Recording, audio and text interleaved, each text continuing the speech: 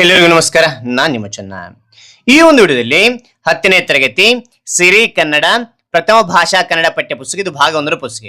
ಈ ಒಂದು ಭಾಗ 1ರ ಪುಸ್ತಕ ಪ್ರೀವಿಯಸ್ ಕ್ಲಾಸ್ ನಲ್ಲಿ ನಾನು ತಿಳಿಸಿದ್ದೀನಿ. ಇದರಲ್ಲಿ ಮೊದಲನೇ ಒಂದು ಗದ್ಯವಾಗಿರ್ತಕ್ಕಂಥ ನಮ್ಮ ಭಾಷೆ ಅಂತಕ್ಕಂಥದ್ದು, ಇಲ್ಲಿ ಬರ್ತಕ್ಕಂತಹ ಅಭ್ಯಾಸ ಚಟುವಟಿಕೆಗಳೆಲ್ಲ ನಾನು ತಿಳಿಸ್ತಾ ಹೋಗಿದ್ದೀನಿ. ಇದರ ಒಂದು ವಿಡಿಯೋ ಬೇಕಾ, ಲಿಂಕ್ ಡಿಸ್ಕ್ರಿಪ್ಷನ್ ಇರ್ತೀನಿ, ಅಲ್ಲಿ ಕ್ಲಿಕ್ ಮಾಡೋಕ್ಕಾಗಿಲ್ಲ ವಿಡಿಯೋ ನೋಡಬಹುದು. ಆ ರೀತಿ ಮೇಲೆ ಐಕಾನ್ ಇದೆಯಾ, ಅಲ್ಲಿ ಕ್ಲಿಕ್ ಮಾಡಿ ಆ ಒಂದು ವಿಡಿಯೋ ನೋಡಬಹುದು.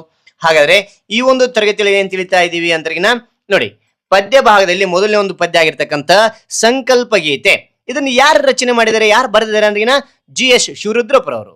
ಹಾಗಾದ್ರೆ ಈ ಒಂದು ಪದ್ಯದಲ್ಲಿ ಬರ್ತಕ್ಕಂತಹ ಅಭ್ಯಾಸದ ಬಗ್ಗೆ, ಬಿಟ್ಟ ಸ್ಥಳಗಳು, ಅದೇ ರೀತಿ ಇಲ್ಲಿ ಭಾಷಾ ಚಟುವಟಿಕೆ ಇದೆ, ಎಲ್ಲವೂ ನಾನು ಪ್ರತಿಯೊಂದು ನಾನು ನಿಮಗೆ ತಿಳಿಸ್ತಾ ಹೋಗ್ತೇನೆ. ಎಲ್ಲರೂ ಕೇಳಿ ಸರ್ ಪ್ರಶ್ನೋತ್ತರಗಳು ಬಹಳ ದೊಡ್ಡದಾಗಿವೆ, ಆಗ ಚಿಕ್ಕದೇ ಬರೀರಿ ಅಂತ ಕೇಳ್ತಾ ಇದ್ದಾರೆ. ಆದ ಕಾರಣ ಅದು ಎಷ್ಟು ಪ್ರಶ್ನೆ ನೀಡ್ತಾರೆ ಅಷ್ಟಕ್ಕೆ ಮಾತ್ರ ನಾನು ನಿಮಗೆ ತಿಳಿಸ್ತಾ ಹೋಗ್ತೇನೆ, ಸುಲಭವಾಗಿ ಸರಳವಾಗಿ ನಾನು ತಿಳಿಸ್ತಾ ಹೋಗ್ತೇನೆ. ಹಾಗಾದ್ರೆ ಮೊದಲು ನಾವು ಇಲ್ಲಿ ಅಭ್ಯಾಸ ತಿಳಿಯೋದು ಬೇಡ, ಮೊದಲು ಏನ್ ಮಾಡ್ತಾ ಹೋಗೋಣ, ಇಲ್ಲಿ ಪದಗಳ ಅರ್ಥ ಕಾಣ್ತಾ ಇದೆಯಾ? ಎಸ್, ಪದಗಳ ಅರ್ಥ ತಿಳಿತಾ ಹೋಗೋಣ. ಓಕೆನಾ? ಇದರಿಂದ ನಿಮ್ಮ ಶಬ್ದ ಸಂಪತ್ತು ಜಾಸ್ತಿ ಆಗ್ತದೆ. ಯಾವ್ದಾದ್ರು ಪದ್ಯಗಳು ಓದಿದಾಗ ನಿಮಗೆ ಅರ್ಥಗಳು ತಿಳಿತದೆ. ಆದ ಕಾರಣ ನೀವು ಏನ್ ಮಾಡಬೇಕು, ಪದಗಳ ಅರ್ಥ ತಿಳಿತಾ ಹೋಗ್ಬೇಕು. ಓಕೆನಾ? ಇಲ್ಲಿ ನೋಡಿ, ಕಂದಿದ ಅಂದ್ರಿನ ಮುಸುಕಾದ ಅಂತಕ್ಕಂಥದ್ದು, ಕಲುಷಿತ ಅಂದ್ರಿನ ಮಲಿನ ಅಂತಕ್ಕಂಥದ್ದು, ಪಥ ಅಂದ್ರೆ ದಾರಿ ಅಂತಕ್ಕಂಥದ್ದು, ಬರಡು ಅಂದ್ರಿನ ಪೊಳ್ಳು ಅಂತಕ್ಕಂಥ ಅರ್ಥ ಕೊಡುತ್ತೆ. ಅದೇ ರೀತಿಯಾಗಿ ಹಾಳು ಬಿದ್ದಿರುವ ಅಂತಕ್ಕಂಥ ಕೊಡುತ್ತೆ, ಹಾಳು ಬಿದ್ದಿರುವ ಅಂತಕ್ಕಂಥದ್ದು. ವಸಂತ ಅಂದ್ರಿನ ಸಮೃದ್ಧಿ, ಹಡಗು ಅಂದ್ರೆ ನಾವೇ ಅಂತ ಕರಿತೀವಿ, ಹಣತೆ ಅಂದ್ರಿನ ದೀಪ ಅಂತಕ್ಕಂಥ ಅರ್ಥ ಕೊಡುತ್ತದೆ. ಓಕೆ, ಅದಾದ ನಂತರ ಇಲ್ಲಿ ನೋಡ್ತೇವೆ, ಇದಾದ ನಂತರ ಇಲ್ಲಿ ಅಭ್ಯಾಸ ಅಂತಕ್ಕಂಥದ್ದು ನೋಡ್ತೇವೆ. ಅಭ್ಯಾಸದಲ್ಲಿ ಏನ್ ಕೊಟ್ಟಿದ್ದಾರೆ ಅಂತ ನೋಡಿದ್ರೆ ಇಲ್ಲಿ ಕೊಟ್ಟಿರೋ ಪ್ರಶ್ನೆಗೆ ಒಂದು ವಾಕ್ಯದಲ್ಲಿ ಉತ್ತರಿಸಿ ಅಂತಿದೆ. ಓಕೆನಾ? ಯಾವ ರೀತಿ ನೋಟ್ಸ್ ಬೇಕು ಅದನ್ನು ತಿಳಿಸ್ತಾ ಹೋಗ್ತಾನೆ, ಬನ್ನಿ. ಇಲ್ಲಿ ನೋಡಿ ಮಕ್ಕಳೇ, ಚಿಕ್ಕನ ಅಕ್ಷರದಲ್ಲಿ ಪದ್ಯ ಭಾಗ 1 ಅಂತಕ್ಕಂಥ ಬರ್ರಿ. ಈ ಪದ್ಯದ ಹೆಸರಿದೆಯಲ್ಲ ಸಂಕಲ್ಪ ಗೀತೆ ಅಂತಕ್ಕಂಥ ದಪ್ಪನೇ ಅಕ್ಷರದ ಬರೆದು ಕೆಳಗಡೆ ಅಂಡರ್ಲೈನ್ ಮಾಡಿ. ಅದಾಂತರ ಇದರ ಒಂದು ಅಭ್ಯಾಸ ಯಾವತ್ತು ಬರಿತಾ ಇರ್ತೀರಾ ಆ ಡೇಟ್ ಅನ್ನಲ್ಲಿ ಬರಿತಾ ಹೋಗಿ. ಓಕೆನಾ? ರೈಟ್. ಅದಾದ ನಂತರ ಮೊದಲು ಡೈರೆಕ್ಟ್ ನಾವು ಏನ್ ಮಾಡಬೇಕು, ಅಭ್ಯಾಸ ಬರಿತಾ ಹೋಗ್ಬಾರ್ದು, ಕೃತಿಕಾರರ ಪರಿಚಯ ಅಂತಕ್ಕಂಥ ತಿಳಿಬೇಕಾಗುತ್ತೆ. ಕೃತಿಕಾರರ ಪರಿಚಯ ಅಥವಾ ಕವಿ ಪರಿಚಯ ಅಂತ ಬರಿತಾ ಹೋಗಿ. ಕವಿ ಯಾರು ಅಂದ್ರಿನ GS ಶಿವರುದ್ರಪ್ಪರವರು ಕಾಣ್ತಾ ಇದ್ದೀರಾ, ಇವರೇನೆ. ಇವರ ಪೂರ್ಣ ಹೆಸರೇನು ಅಂದ್ರಿನ ಗುಗ್ಗರಿ ಶಾಂತವೀರಪ್ಪ ಶಿವರುದ್ರಪ್ಪ ಅಂತಕ್ಕಂಥದ್ದು. ಇವರ ಒಂದು ಕಾಲ ಎಲ್ಲಿಂದ ಎಲ್ಲಿವರೆಗೆ ನೋಡಿದ್ರೆ 1900 ಕ್ರಿಸ್ತಶಕ 1926ರಿಂದ 2013ರವರೆಗೆ ಅಂತ ನೋಡ್ಬೋದು. ಜನ್ಮಸ್ಥಳ ನೋಡಿದ್ರೆ ಶಿವಮೊಗ್ಗ ಜಿಲ್ಲೆಯ ಶಿಕಾರಿಪುರ ಅಂತಕ್ಕಂಥದ್ದು ಇಲ್ಲಿ ಕಂಡು ಬರ್ತೇವೆ. ಅದಾದ ನಂತರ ಇವರು ವೃತ್ತಿ ಕೆಲಸ ಏನ್ ಮಾಡ್ತಾ ಇದ್ರೆ ಕನ್ನಡ ಪ್ರಾಧ್ಯಾಪಕರಾಗಿ ಕೆಲಸ ಮಾಡಿದ್ರು. ಅದಾನಂತರ ಕನ್ನಡ ಅಧ್ಯಯನ ಕೇಂದ್ರದ ನಿರ್ದೇಶಕರಾಗಿ ಕೂಡ ಕಾರ್ಯನಿರ್ವಹಿಸಿದ್ದಾರೆ ಅಂತಕ್ಕಂಥದ್ದು ನೋಡ್ಬೋದು ಮಕ್ಕಳೇ. ಎಸ್, ಅದಾದ ನಂತರ ಕೃತಿಗಳು, ಅನೇಕ ಕೃತಿಗಳು ಬರೆದರೆ. ಕೆಲವೊಂದು ಕೃತಿಗಳು ಸಮಗಾನ, ದೇವಶಿಲ್ಪ, ಚೆಲುವು ಒಲವು, ಅನಾವರಣ, ವಿಮರ್ಶೆಯ ಪೂರ್ವ ಪಶ್ಚಿಮ, ಮಾಸ್ಕೋದಲ್ಲಿ 22 ದಿನಗಳು, ಸೌಂದರ್ಯ ಸಮೀಕ್ಷೆ ಇತ್ಯಾದಿ ಕೃತಿಗಳನ್ನ ಇವರು ಬರೆದಿರ್ತಕ್ಕಂಥದ್ದು. ಇವರೊಂದು ಕೃತಿಗಳಿಗೆ ಅನೇಕ ಪ್ರಶಸ್ತಿಗಳು, ಅರದಿಯಲ್ಲಿ ಗೌರವ ಸಂದಿರ್ತಕ್ಕಂಥದ್ದು ಏನೆಲ್ಲ ಇದಾವೆ ನೋಡಿ ತಗೊಂಡ್ವಾ. ಗೌರವ ಮತ್ತು ಪ್ರಶಸ್ತಿಗಳು ಅಂತಕ್ಕಂಥದ್ದು ಕೇಂದ್ರ ಸಾಹಿತ್ಯ ಅಕಾಡೆಮಿ ಪ್ರಶಸ್ತಿ ಬಂದಿರತಕ್ಕಂಥದ್ದು, ನಾಡೋಜ ಪುರಸ್ಕಾರ, ಗೌರವ ಡಿಲಿಟ್ ಪದವಿ, ರಾಷ್ಟ್ರಕವಿ, ಪಂಪ ಪ್ರಶಸ್ತಿ. ವಿಶೇಷವಾಗಿ 1992ರ ದಾವಣಗೆರೆಯಲ್ಲಿ 61ನೇ ಅಖಿಲ ಭಾರತ ಕನ್ನಡ ಸಾಹಿತ್ಯ ಸಮ್ಮೇಳನ ಅಧ್ಯಕ್ಷರಾಗಿದ್ರು. ಓಕೆ, ಇಲ್ಲಿ ಫುಲ್ ಸ್ಟಾಪ್ ಇದೆ. ಅದಾದ ನಂತರ ಆಯ್ಕೆ. ಈ ಒಂದು ಪದ್ಯವನ್ನು ನೋಡಿದರೆ GS ಶಿವರುದ್ರಪ್ಪರವರು ಇದು ತುಂಬಿ ಹಾಡಿದನು ಎನ್ನುವ ಕವನ ಸಂಕಲನದಿಂದ ಸಂಕಲ್ಪ ಗೀತೆ ಕವಿತೆಯ ಆಯ್ಕೆಯಾಗಿದೆ ಅಂತಕ್ಕಂಥದ್ದು ನೋಡಬಹುದು. ಓಕೆನಾ ಮಕ್ಕಳೇ? ಇದೆಲ್ಲ ಆದ ನಂತರ ಅಭ್ಯಾಸ ಬರೀತಾ ಹೋಗ್ಬೇಕು. ತೋರಿಸ್ತೀನಿ ನೋಡಿ, ಅಭ್ಯಾಸ ಅಂತಕ್ಕಂಥ ಬರೀರಿ. ಕೊಟ್ಟಿರೋ ಪ್ರಶ್ನೆಗೆ ಒಂದು ವಾಕ್ಯದಲ್ಲಿ ಉತ್ತರಿಸಿ ಅಂತ ಬರೀರಿ. ಮೊದಲನೇ ಪ್ರಶ್ನೆ, ಯಾವುದನ್ನು ಎಚ್ಚರದಲ್ಲಿ ಮುನ್ನಡೆಸಬೇಕು ಅಂತ ಕೇಳಿದ್ರೆ ಉತ್ತರ ಬಿರುಗಾಳಿ. ಇಷ್ಟು ನೆನಪಿಡ್ತಾ ಹೋಗಿ. ಬಿರುಗಾಳಿಗೆ ಹೊಯ್ದಾಡುವ ಹಡಗನ್ನು ಇಲ್ಲಿ ಬರಿತಾ ಹೋಗ್ತೀನಿ ನೋಡಿ, ಹಡಗನ್ನು ಇದು ನೋಡಿ. ಓಕೆ, ಹಡಗನ್ನು ಎಚ್ಚರದಲ್ಲಿ ಮುನ್ನಡೆಸಬೇಕು ಅಂತಕ್ಕಂಥದ್ದು. ಓಕೆ, ಎರಡನೇ ಪ್ರಶ್ನೆ, ನದಿ ಜಲಗಳು ಏನಾಗಿವೆ ಅಂತ ಕೇಳಿದರೆ ಓಕೆ ಉತ್ತರ ನದಿ ಜಲಗಳು ಕಲುಷಿತವಾಗಿದೆ ಅಂತಕ್ಕಂಥದ್ದು. ಇದೇ ಸೇಮ್, ಕಲುಷಿತವಾಗಿದೆ ನೆನ್ಪಿಟ್ರೆ ಸಾಕು. ಮೂರನೇದು, ಯಾವುದಕ್ಕೆ ಮುಂಗಾರಿನ ಮಳೆಯಾಗಬೇಕು, ಯಾವುದಕ್ಕೆ ಅಂತ ಇದು ಚೆನ್ನಾಗಿ ನೆನ್ಪಿಡ್ತಾವ ಈ ಮಕ್ಕಳೇ. ಕಲುಷಿತವಾಗಿರುವ ನದಿ ಜಲಗಳಿಗೆ ನೋಡಿ, ಕಲುಷಿತವಾಗಿರುವ ನದಿ ಜಲಗಳಿಗೆ ಸೇಮ್ ಪ್ರಶ್ನೆ ಯಾವ ರೀತಿ ಅದು ಬರಿತಾ ಹೋಗಿ, ಮುಂಗಾರಿನ ಮಳೆಯಾಗಬೇಕು ಅಂತಕ್ಕಂಥದ್ದು. ಓಕೆ, ನಾಲ್ಕನೇ ಪ್ರಶ್ನೆ, ಕಾಡು ಮೇಡುಗಳ ಸ್ಥಿತಿ ಹೇಗಿದೆ, ಹೆಂಗದವ ಅಂದ್ರಿನ ಉತ್ತರ ಕಾಡು ಮೇಡುಗಳ ಸ್ಥಿತಿ ಬರಡಾಗಿದೆ. ಇದು ನೆನ್ಪಿಡ್ತಾ ಹೋಗಿ. ಓಕೆ, ಐದನೇ ಪ್ರಶ್ನೆ, ಯಾವ ಎಚ್ಚರದಳು ಬದುಕಬೇಕಿದೆ ಅಂತ ಕೇಳಿದ್ರೆ ಉತ್ತರ ಮತಗಳೆಲ್ಲವೂ ಪಥಗಳು ಎನ್ನುವ ಹೊಸ ಎಚ್ಚರದಳು ಬದುಕಬೇಕಿದೆ. ಚೆನ್ನಾಗಿ ನೆನಪಿಡ್ತೋಗಿ, ಮತಗಳೆಲ್ಲವೂ ಪಥಗಳು ಎನ್ನುವ ಹೊಸ ಎಚ್ಚರದಳು ಬದುಕಬೇಕಿದೆ ಅಂತಕ್ಕಂಥದ್ದು. ಓಕೆ, ಮುಂದೆ ನೋಡ್ತೋಣ. ಇಲ್ಲಿ ಆ ಅಂತಕ್ಕಂಥದ್ದಾಯ್ತು. ಇಲ್ಲಿ ನೀವು ಬರಿತೋಗೋಣ. ಆ ಅಂತಕ್ಕಂಥದ್ದು ಕೊಟ್ಟಿರೋ ಪ್ರಶ್ನೆಗೆ 2-3 ವಾಕ್ಯಗಳಲ್ಲಿ ಉತ್ತರಿಸಿ. 2-3 ವಾಕ್ಯಗಳಲ್ಲಿ ನಿಮಗೆ ಉತ್ತರಿಸ್ತಾ ಹೋಗ್ತೇನೆ. ಓಕೆನಾ, ಸುಲಭವಾಗಿರ್ತದೆ. ಇಲ್ಲಿ ನೋಟ್ಸ್ ನಲ್ಲಿ ಬರೆಯ ಕಲ್ಕ ಆ ಅಂತಕ್ಕಂಥ ಬರೆದು ಕೊಟ್ಟಿರುವ ಪ್ರಶ್ನೆಗೆ 2-3 ವಾಕ್ಯಗಳಲ್ಲಿ ಉತ್ತರಿಸಿ ಅಂತ ಬರೆದು, ಮೊದಲನೇ ಪ್ರಶ್ನೆ, ಹಡಗನ್ನು ಯಾವುದರ ಬೆಳಕಿನಲ್ಲಿ ಮುನ್ನಡೆಸಬೇಕಿದೆ ಅಂತ ಹೇಳಿ ಪ್ರಶ್ನೆ. ಓಕೆ, ಉತ್ತರ, ಸಂಸಾರ ಸಾಗರದಲ್ಲಿ ಬಿರುಗಾಳಿಗೆ ಸಿಲುಕಿ ಹೊಯ್ದಾಡುತ್ತಿರುವ ಬದುಕೆಂಬ ಹಡಗನ್ನು ಜ್ಞಾನ ದೀವಿಗೆಯ ಬೆಳಕಿನಲ್ಲಿ ಮುನ್ನಡೆಸಬೇಕಿದೆ. ಜ್ಞಾನವು ನಮ್ಮ ಜೀವನಕ್ಕೆ ಸರಿಯಾದ ದಾರಿಯನ್ನು ತೋರಿಸುತ್ತದೆ ಅಂತಕ್ಕಂಥ ನೋಡ್ಬೋದು. ಓಕೆ, ಎರಡನೇ ಪ್ರಶ್ನೆ ನೋಡಿ. ಓಕೆ, ಇಲ್ಲಿ ಕಾಣ್ತಾ ಇದೆಯಾ? ಕಾಡುಗಳಿಗೆ ಹೇಗೆ ಮುಟ್ಟಬೇಕಿದೆ ಅಂತ ಕೇಳಿದರೆ ಉತ್ತರ, ಬರಡಾಗಿರುವ ಕಾಡುಗಳು ಮತ್ತೆ ಹಚ್ಚ ಹಸಿರಾಗಿ ಕಂಗೊಳಿಸುವಂತೆ ಮಾಡಬೇಕಿದೆ. ಗಿಡ ಮರಗಳನ್ನು ಬೆಳೆಸಿ ಕಾಡುಗಳನ್ನು ಸಂರಕ್ಷಿಸುವ ಕೆಲಸವನ್ನು ನಾವು ಮಾಡಬೇಕಿದೆ ಅಂತಕ್ಕಂಥದ್ದು ನೋಡ್ಬೋದು. ಓಕೆನಾ, ಅದಾದ ನಂತರ ಇಲ್ಲಿ ಮೂರನೇ ಪ್ರಶ್ನೆ ನೋಡಿ ಏನ್ ಕೊಟ್ಟಿದ್ದಾರೆ ಅಂದ್ರೆ, ಹೊಸ ಭರವಸೆಗಳನ್ನು ಮೂಡಿಸಿ ಯಾವುದರ ನಡುವೆ ಸೇತುವೆಯಾಗಬೇಕಿದೆ ಅಂತ ಕೇಳಿದ್ದಾರೆ. ಯಾವುದರ ನಡುವೆ ಸೇತುವೆ ಆಗಬೇಕಂದ್ರೆ ಉತ್ತರ, ಭಾಷೆ, ಜಾತಿ ಮತ್ತು ಮತ ಧರ್ಮಗಳ ಭೇದ ಭಾವದಿಂದ ಮನುಜರ ನಡುವೆ ಅಡ್ಡಗೋಡೆಗಳು ನಿರ್ಮಾಣವಾಗಿವೆ. ಸ್ನೇಹ, ಪ್ರೀತಿ ಮತ್ತು ನಂಬಿಕೆಯ ಮೂಲಕ ಹೊಸ ಭರವಸೆಗಳನ್ನು ಮೂಡಿಸಿ ಮನುಜರ ನಡುವೆ ಸೇತುವೆಯಾಗಬೇಕಿದೆ ಅಂತಕ್ಕಂಥದ್ದು ಉತ್ತರಾಗಿ ಬರಿತಾ ಹೋಗಿ. ಓಕೆನಾ, ಮುಂದಿನ ನೋಡ್ತೋಣ. ನಾಲ್ಕನೇ ಪ್ರಶ್ನೆ, ನಾಳಿನ ಕನಸುಗಳನ್ನು ಬಿತ್ತಬೇಕಾದ್ರೆ ನಾವು ಹೇಗೆ ಬದುಕಬೇಕು ಅಂತ ಕೇಳಿದ್ರೆ ಉತ್ತರ, ಎಲ್ಲ ಮತ ಧರ್ಮಗಳನ್ನು ಗೌರವಿಸುವ ಎಚ್ಚರಿಕೆಯಲ್ಲಿ ನಾವು ಬದುಕಬೇಕು. ಭಯ ಮತ್ತು ಸಂಶಯಗಳನ್ನು ದೂರ ಮಾಡಿ ಮನದಲ್ಲಿ ಭವಿಷ್ಯದ ಕನಸುಗಳನ್ನು ಬಿತ್ತುತ್ತಾ ಬದುಕನ್ನು ಸಾಗಿಸಬೇಕು ಅಂತಕ್ಕಂಥದ್ದು. ಇಲ್ಲಿ ನೋಡಿ, ಆ ಅಂತಕ್ಕಂಥದ್ದು ಮುಗಿತು. ಇಲ್ಲಿ ಈ ಕೊಟ್ಟಿರೋ ಪ್ರಶ್ನೆಗೆ 8-10 ವಾಕ್ಯಗಳಲ್ಲಿ ಉತ್ತರಿಸಿ. 2 ಪ್ರಶ್ನೆಗಳನ್ನು 8-10 ವಾಕ್ಯಗಳಲ್ಲಿ ಸುಲಭವಾಗಿ ನಿಮಗೆ ತಿಳಿಸ್ತಾ ಹೋಗ್ತೇನೆ. ಓಕೆ, ಇಲ್ಲಿ ನೋಡಿ ಮಕ್ಕಳೇ, ಈ ಅಂತಕ್ಕಂಥದ್ದು ಬರೆದು ಕೊಟ್ಟಿರುವ ಪ್ರಶ್ನೆಗೆ 8-10 ವಾಕ್ಯಗಳಲ್ಲಿ ಉತ್ತರಿಸಿ ಅಂತ ಬರೀರಿ. ಆ ನಂತರ ಮೊದಲನೇ ಪ್ರಶ್ನೆ, ನಾವು ಯಾವ ಸಂಕಲ್ಪ ಕೈಗೊಳ್ಳಬೇಕೆಂದು ಕವಿ ಶಿವರುದ್ರಪ್ಪರವರ ಆಶಯ ಅಂತ ಕೇಳಿದರೆ. ಓಕೆ, ಇಲ್ಲಿ ನೋಡಿ ಉತ್ತರ, ಕವಿ G.S. ಶಿವರುದ್ರಪ್ಪರವರ ಆಶಯದಂತೆ ದ್ವೇಷ ಕತ್ತಲೆಯನ್ನು ದೂರ ಮಾಡಲು ಪ್ರೀತಿಯ ದೀಪವನ್ನು ಹಚ್ಚಬೇಕು. ಬದುಕೆಂಬ ಹಡಗನ್ನು ಜ್ಞಾನ ದೀವಿಗೆಯ ಬೆಳಕಿನಲ್ಲಿ ಹಚ್ಚುವಿಕೆಯಿಂದ ಮುನ್ನಡೆಸಬೇಕು. ಪರಿಸರ ಮಾಲಿನ್ಯದಿಂದ ಕಲುಷಿತಗೊಂಡಿರುವ ನದಿಗಳನ್ನು ಶುದ್ಧೀಕರಿಸಬೇಕು. ಬರಡಾಗಿರುವ ಕಾಡು ಮೇಡುಗಳು ಹಚ್ಚ ಹಸಿರಾಗಿರುವಂತೆ ಗಿಡ ಮರಗಳನ್ನು ಬೆಳೆಸಬೇಕು. ಸಮಾಜದಲ್ಲಿರುವ ಅತ್ಯಾಚಾರ, ಅನಾಚಾರ ಮತ್ತು ಅಸಮಾನತೆಗಳನ್ನು ದೂರ ಮಾಡಬೇಕು. ಭಾಷೆ, ಜಾತಿ, ಮತ ಧರ್ಮಗಳ ಭೇದ ಭಾವದಿಂದ ನಿರ್ಮಾಣವಾದ ಅಡ್ಡಗೋಡೆಗಳನ್ನು ಕೆಡವಬೇಕು. ಸ್ನೇಹ, ಪ್ರೀತಿ ಮತ್ತು ನಂಬಿಕೆಯ ಮೂಲಕ ಮನುಜರ ನಡುವೆ ಸೇತುವೆಯಾಗಬೇಕು. ಭಯ ಮತ್ತು ಸಂಶಯಗಳನ್ನು ದೂರ ಮಾಡಿ ಭವಿಷ್ಯದ ಹೊಂಗನಸು ಕಾಣುವಂತೆ ಬದುಕಬೇಕೆಂಬುದು ಕವಿಯ ಆಶಯವಾಗಿದೆ ಅಂತಕ್ಕಂಥದ್ದು ನೋಡ್ಬೋದು. ಓಕೆನಾ, ಅದಾದ ನಂತರ ಇಲ್ಲಿ 2ನೇ ಪ್ರಶ್ನೆ ಕೊಟ್ಟಿದ್ದಾರೆ. 2ನೇ ಪ್ರಶ್ನೆ ಏನ್ ಕೊಟ್ಟಿದ್ದಾರೆ ಅಂತ ನೋಡಿದ್ರೆ ಅತ್ತೆ ಸಾಲಿನಲ್ಲಿ ನಿಮಗೆ ತಿಳಿಸ್ತಾ ಹೋಗಿದ್ದೀನಿ. ಇಲ್ಲಿ ನೋಡ್ತಾ ಹೋಗಿ. 2ನೇ ಪ್ರಶ್ನೆ, ಸಂಕಲ್ಪ ಮತ್ತು ಅನುಷ್ಠಾನದ ಕುರಿತು ಕವಿ ಶಿವರುದ್ರಪ್ಪರವರ ಅಭಿಪ್ರಾಯವನ್ನು ವಿವರಿಸಿ ಅಂತ ಕೇಳಿದೆ. ಓಕೆ, ಉತ್ತರ, ಕವಿ G.S. ಶಿವರುದ್ರಪ್ಪನವರ ಅಭಿಪ್ರಾಯದಂತೆ ನಾವು ಪ್ರೀತಿಯ ದೀಪವನ್ನು ಹಚ್ಚುವ ಸಂಕಲ್ಪ ಕೈಗೊಳ್ಳಬೇಕು. ಇದರಿಂದ ದ್ವೇಷರಹಿತ ಸಮಾಜವನ್ನು ನಿರ್ಮಾಣ ಮಾಡಬಹುದು. ಬದುಕಿನಲ್ಲಿ ಎಚ್ಚರಿಕೆಯಿಂದ ಮುನ್ನಡೆಯುವ ಸಂಕಲ್ಪದಿಂದ ಸವಾಲುಗಳನ್ನು ಧೈರ್ಯವಾಗಿ ಎದುರಿಸಬಹುದು. ಪರಿಸರ ಸಂರಕ್ಷಿಸುವ ಸಂಕಲ್ಪದಿಂದ ನದಿ ಜಲಗಳನ್ನು ಶುದ್ಧವಾಗಿ ಇಟ್ಟುಕೊಳ್ಳಬಹುದು. ವನ ಸಂರಕ್ಷಣೆಯ ಸಂಕಲ್ಪದಿಂದ ಕಾಡುಗಳು ಹಚ್ಚ ಹಸಿರಿನಿಂದ ಸಮೃದ್ಧವಾಗಬಹುದು. ಹೊಸ ಭರವಸೆಗಳನ್ನು ಮೂಡಿಸುವ ಸಂಕಲ್ಪದಿಂದ ಸಮಾಜದ ನೈತಿಕ ಅಧಂಪತನವನ್ನು ತಡೆಯಬಹುದು. ಸಮಾನತೆ ಮನೋಭಾವದಿಂದ ಮನುಜರ ನಡುವಿನ ಅಸಮಾನತೆಯ ಅಡ್ಡಗೋಡೆಗಳನ್ನು ಕೆಡವಬಹುದು. ಎಲ್ಲ ಮತಗಳು ಸಾಧನೆಗಳು ಎಂಬ ಎಚ್ಚರದಲ್ಲಿ ಬದುಕಿ ಭಯ ಹಾಗೂ ಸಂಶಯಗಳನ್ನು ದೂರ ಮಾಡಿದರೆ ಭವಿಷ್ಯದ ಹೊಂಗನಸನ್ನು ಕಾಣಬಹುದು ಎಂಬುದು ಕವಿಯ ಅಭಿಪ್ರಾಯವಾಗಿದೆ ಅಂತ ನೋಡ್ಬೋದು. ಓಕೆನಾ, ಮುಂದೇನೆ ನೋಡ್ತೋಣ.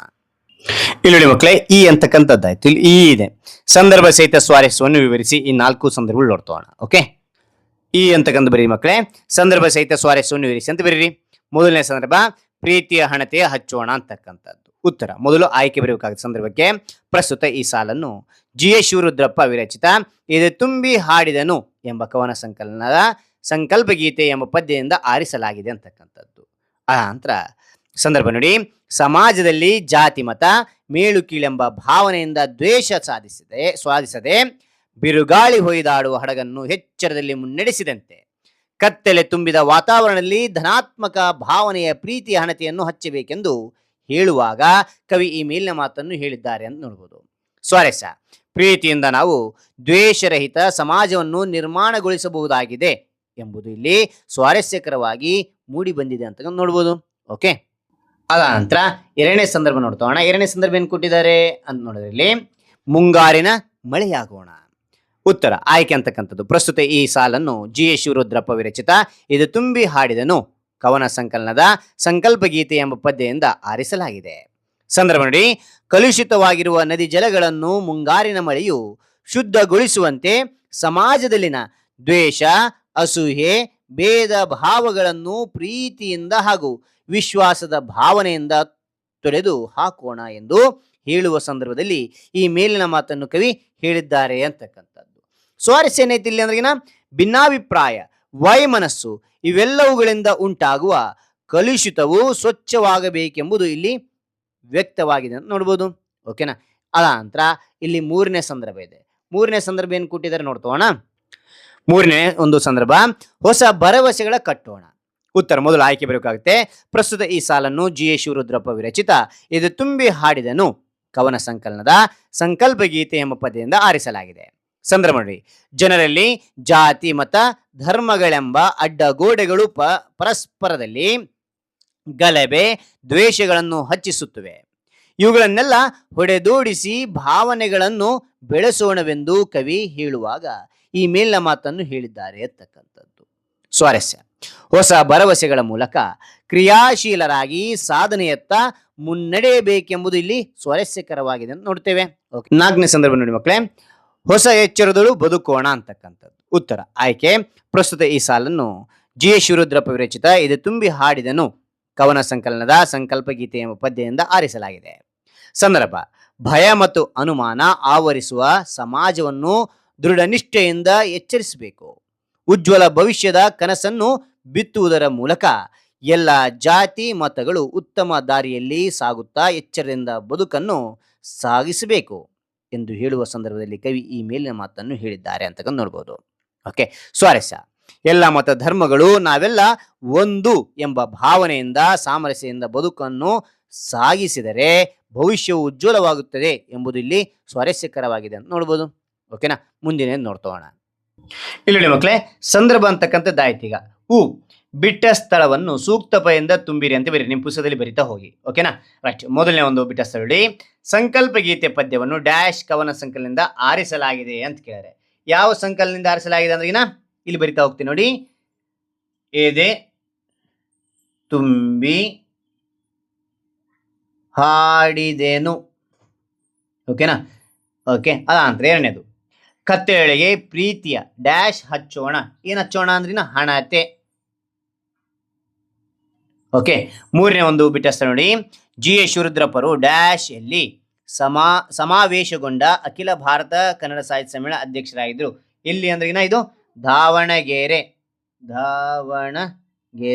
ಇಲ್ಲಿ ನಾನು ಇಲ್ಲಿ ಹೇಳಿದ್ನಲ್ಲಿ ನಿಮಗೆ ಇಲ್ಲಿ ಕೃತಿಕಾರರ ಪರಿಚಯದಲ್ಲಿ ತಿಳಿಸಿದ್ದೀನಿ. ಓಕೆ ಮಕ್ಕಳೇ, ಇಲ್ಲಿ ಭಾಷೆಯ ಸೊಬಗು ಅಂತಕ್ಕಂಥದ್ದು ಇಲ್ಲಿ ನೋಡೋದಾದ್ರೆ ಇಲ್ಲಿ ನಮ್ಮಲ್ಲಿ ಬಹಳಷ್ಟು ಮಂದಿ ಅಲ್ಪ ಪ್ರಾಣ ಅಕ್ಷರಗಳನ್ನು ಬರೆಯಬೇಕಾದ ಸಂದರ್ಭದಲ್ಲೂ ಅನಗತ್ಯವಾಗಿ ಮಹಾಪ್ರಾಣವನ್ನು ಬಳಸುವುದುಂಟು. ಅಂಥ ಕೆಲವು ಉದಾಹರಣೆಗಳು ನೋಡೋಣ. ಇಲ್ಲಿ ನೋಡಿ, ಉದ್ದೇಶ ಬರೆಯಂಗಿದ್ರಲ್ಲಿ ಮಹಾಪ್ರಾಣ ಇಲ್ಲಿ ಒತ್ತಕ್ಷರ ಬರೆಯೋಂಗಿಲ್ಲ, ಇದು ಸರಿಯಾಗಿರುತ್ತೆ, ಇದು ತಪ್ಪಾಗಿರುತ್ತೆ. ವೈಢೂರ್ಯ ಅಂತ ಇದೆ, ಇಲ್ಲಿ ಏನಾಗುತ್ತೆ ಅಂದ್ರೆ ಇಲ್ಲಿ ಮಹಾಪ್ರಾಣ ಅಲ್ಲ, ಇದು ಅಲ್ಪ ಪ್ರಾಣ, ಇದು ಮಾಡಬೇಕಾಗುತ್ತೆ, ಬಳಸಬೇಕಾಗುತ್ತೆ, ಇದು ಕರೆಕ್ಟ್ ಆಗಿರುತ್ತೆ. ಓಕೆನಾ. ಪ್ರಬಲ ಅಂತಿದೆ. ಓಕೆನಾ. ಇಲ್ಲಿ ಏನಾಗುತ್ತೆ ಅಂದ್ರೆ ಪ್ರಬಲ ಅಷ್ಟೇ, ಇಲ್ಲಿ ಮಹಾಪ್ರಾಣ ಬಳಕೆ ಮಾಡೋದ್ರ ತಪ್ಪಾಗುತ್ತೆ, ಇದು ರೈಟ್ ಆಗಿರುತ್ತೆ. ಜನಾರ್ದನ ಅಂತಿದೆ. ಓಕೆನಾ. ಅದೇ ರೀತಿಯಾಗಿ ಗೋವರ್ಧನ ಅಂತಕ್ಕಂಥ ಬರುತ್ತೆ. ಇದರಲ್ಲಿ ಏನಾಗುತ್ತೆ, ಗೋವರ್ಧನಲ್ಲಿ ಇದು ಕರೆಕ್ಟ್ ಆಗಿರುತ್ತೆ. ಆದರೆ ಜನಾರ್ದನ ಅಲ್ಲ, ಜನಾರ್ದನ ಅಂತಕ್ಕಂಥದ್ದು ಇದು ಮಹಾಪ್ರಾಣ ಯೂಸ್ ಮಾಡಬಾರ್ದು, ಅಲ್ಪ ಪ್ರಾಣ ಕರೆಕ್ಟ್ ಆಗಿರುತ್ತೆ. ಇಲ್ಲಿ ನೋಡಿ ಉಚ್ಚ ಅಂತಿದೆ, ಆದರೆ ಉಚ್ಚ ಅಂದರೆ ಇದು ಸರಿಯಾಗಿರುತ್ತೆ, ಇದು ತಪ್ಪಿದು. ಈ ಒತ್ತಕ್ಷರ ಮಹಾಪ್ರಾಣ ಬಳಸಬಾರ್ದು. ಓಕೆನಾ? ಇಂಥ ಅನೇಕ ಒಂದು ಅಕ್ಷರಗಳನ್ನ ನಾವು ನೋಡ್ತಾ ಹೋಗ್ತೀವಿ. ನಿಮ್ಮ ತರಗತಿಗಳಿಗೆ ಸೈದ್ಧಾಂತಿಕ ಭಾಷಾಭ್ಯಾಸ ನಿಮ್ಮ ಶಿಕ್ಷಕರು ತಿಳಿಸ್ಕೊಡ್ತಾರೆ. ಇಲ್ಲ ಅಂತ ಪಕ್ಷಗಳಿಂದ ಮಾಡಿರಿ ಅಂದ್ರೆ ಇದಕ್ಕೂ ಸಪ್ರೇಟ್ ನಾನು ವಿಡಿಯೋ ಮಾಡ್ತೇನೆ. ಓಕೆನಾ? ಇಲ್ಲಿ ಸಮಯ ಆಗ್ತದೆ ಅಂತ ನಾನು ಮುಂದಕ್ಕೆ ಹೋಗ್ತಾ ಇದ್ದೇನೆ.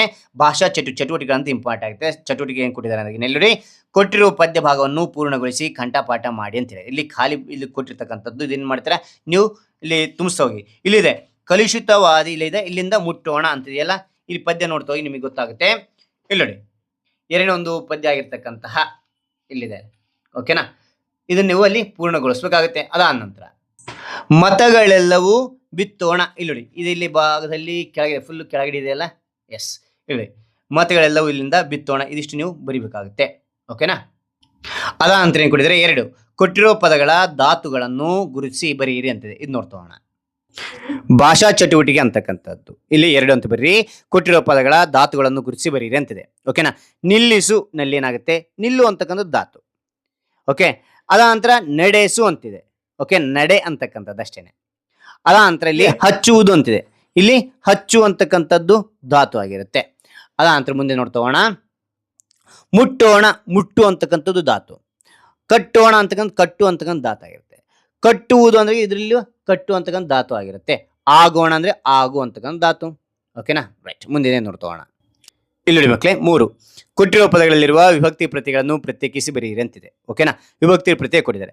ಪ್ರೀತಿಯ ಯ ಅಂತಿದ್ದಾಗ ಏನಾಗುತ್ತೆ ಅಂದ್ರೆ ಯಾದಲ್ಲಿ ಯ ಪ್ಲಸ್ ಆ ಕೊಡಿರುತ್ತೆ, ಕೊನೆಗೆ ಆ ಅಂತಕ್ಕಂಥ ಬರುತ್ತೆ, ಷಷ್ಠಿ ವಿಭಕ್ತಿ ಆಗಿರುತ್ತೆ. ಬಿರುಗಾಳಿಗೆ ಗೆ ಅಂತಿದ್ದಾಗ ಏನಾಗುತ್ತೆ, ಚತುರ್ಥಿ ವಿಭಕ್ತಿ ಆಗಿರುತ್ತೆ. ಜಲಕ್ಕೆ ಕೆ ಬತ್ತಂದ್ರೆ ಏನಾಗುತ್ತೆ, ಚತುರ್ಥಿ ವಿಭಕ್ತಿ. ಇದು ಹೊಸಗನ್ನಡ ವಿಭಕ್ತಿ ಪ್ರತ್ಯಯಗಳು.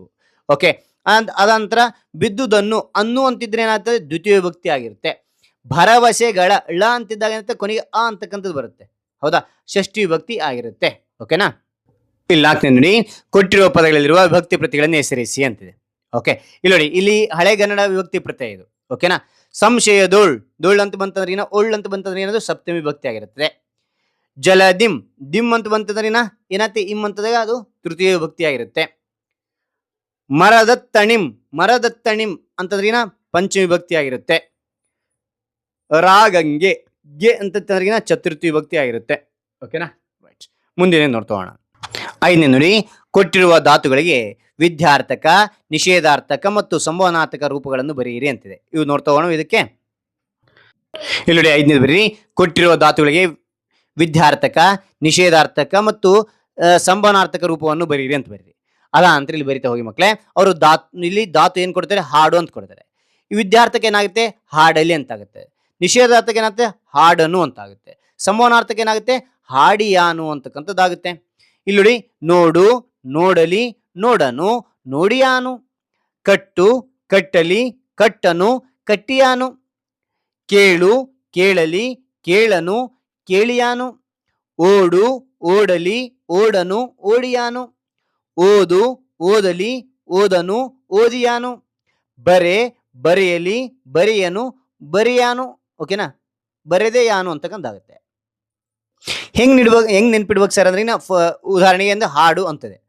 ಹಾಡಲ್ಲಿ ಇದೇನು ಸರ್ ಇದೆ, ವಿದ್ಯಾರ್ಥಕ ಅಂತರಿನ ಆಜ್ಞೆ, ಅಪ್ಪಣೆ, ಭಿನ್ನ ಇದ್ದಲ್ಲಿ ನಾವು ಏನಾಗುತ್ತೆ ಇಲ್ಲಿ ವಿದ್ಯಾರ್ಥಕ ಅಂತ ಕರಿತೀವಿ. ನಿಷೇಧಾರ್ಥಕ ವಿರುದ್ಧ, ಹಾಡು ಅಂದ್ರೆ ಹಾಡೇನು ಅಂತಕ್ಕಂಥದ್ದು ವಿರುದ್ಧವಾಗಿರ್ತಕ್ಕಂಥದ್ದು ನಿಷೇಧಾರ್ಥಕ. ಸಂಭವನಾರ್ಥಕ ಮಾಡಬಹುದು, ಮಾಡ್ತೀನಿ ಮುಂದಕ್ಕೆ ಅಂತ ಹೇಳಿದೆ ಸಂಭವನಾರ್ಥಕ, ಹಾಡಿಯಾನು ಅಂತಕ್ಕಂಥದ್ದು. ಈ ರೀತಿಯಾಗಿ ನೀವು ನೆನ್ಪಿಡ್ತಾ ಹೋಗಿ ಮಕ್ಕಳೇ. Okay, right. ಹಾಗಾದ್ರೆ ಈ ಎಲ್ಲ ಮಾಹಿತಿ ಅಂತ ನಿಮಗೆ ಇಷ್ಟವಾಗಿದ್ರೆ ಒಂದು ಲೈಕ್, ಅನೇಕ ವಿಡಿಯೋ ತೆಲುಗು ಪ್ರೋತ್ಸಾಹ ತುಂಬ ಸಿಗುತ್ತೆ. ಇನ್ನೊಬ್ರಿಗೂ ಶೇರ್ ಮಾಡಿ ಸಾಧ್ಯ. ಇಂಥ ಅನೇಕ ವಿಡಿಯೋ ಚಾನಲ್ ಸಬ್ಸ್ಕ್ರೈಬ್ ಆಗಿ. ಮತ್ತೊಂದು ಹೊಸ ವಿಷಯದೊಂದಿಗೆ ಮತ್ತೊಂದು ಹೊಸ ವಿಡಿಯೋ ಭೇಟಿ ಆಗ್ತೇನೆ. Thank you for watching. Bye.